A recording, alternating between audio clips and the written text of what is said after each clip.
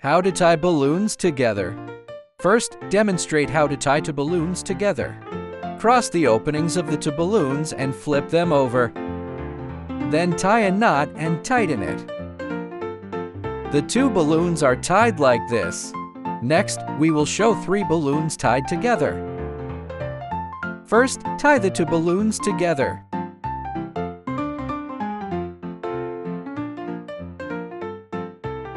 Then wrap the third balloon around it.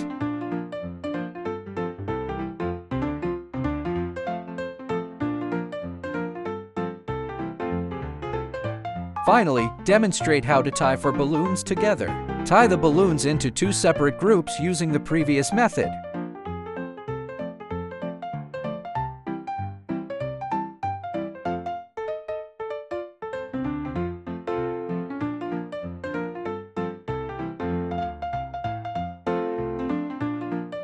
Intertwine the two sets of balloons crosswise.